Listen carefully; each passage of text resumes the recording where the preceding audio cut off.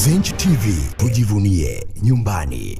Rais wa Jamhuri ya Muungano wa Tanzania Mheshimiwa Dr. Samia Suluhu Hassan ameizawadia timu ya taifa ya Tanzania kwa maana ya Taifa Stars kitita cha shilingi milioni 5 baada ya timu ya taifa ya Tanzania Taifa Stars kufanikiwa kufuzu katika hatua ya 16 bora katika michuano ya mataifa huru ya Afrika kwa maana ya AFCON. Waziri Mkuu Dr. Mwigulu Lameck Nchemba ameziwakilisha fedha hizo kwa niaba ya Mheshimiwa Rais Dr. Samia Suluhu Hassan na kusema kuwa Rais Dr. Samia ameahidi kutoa zawadi nono zaidi endapo timu ya taifa ya Tanzania Taifa Stars ikifanikiwa kutinga kwenye hatua robo fainali kwenye michuano hiyo mikubwa ambayo inaendelea hivi sasa kule nchini Morocco. Siku ya kesho, siku ya Jumapili ya tarehe 4 mwezi huu wa Januari, ni kwamba timu ya taifa ya Tanzania kwa maana ya Taifa Stars inatarajiwa kushuka dimbani dhidi ya timu ya taifa ya Morocco ambao ni wenyeji katika michuano hii ya AFCON kwa msimu huu, na mchezo huu unatarajiwa kupigwa majira saa 1 kamili za usiku kwa saa za Afrika Mashariki. Mchezo wa kesho ni mchezo wa maamuzi utakaotoa hatma kwa Taifa Stars kuendelea kusalia Morocco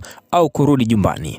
Kwingineko ni kwamba rais wa Mozambique Daniel Francisco Chapo ameahidi kutoa motisha kubwa zaidi ya kifedha kwa timu ya taifa ya nchi hiyo kabla ya mchuano wao muhimu wa hatua ya 16 bora dhidi ya timu ya taifa ya Nigeria kwenye michuano hii ya kombe la AFCON ambayo inaendelea hivi sasa kule nchini Morocco. Mozambique ni kwamba walijikatia tiketi ya kutinga kwenye hatua 16 bora baada ya kumaliza akiwa miongoni mwa timu 4 bora zilizoshika nafasi ya 3 kwenye michuano hii ya AFCON. Kufuatia timu hiyo kutinga kwenye hatua ya mtoano, ni kwamba Rais Chapo amewapongeza wachezaji na wakufunzi kwa kuweka historia kubwa ya kutinga katika hatua ya mtoano ya AFCON.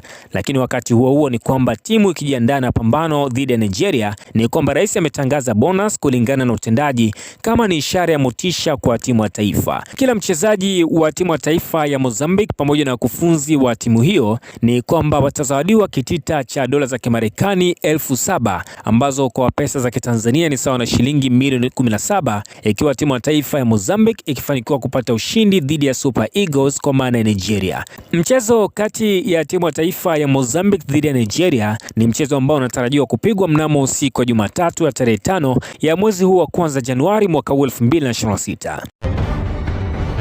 Zenj TV, tujivunie nyumbani.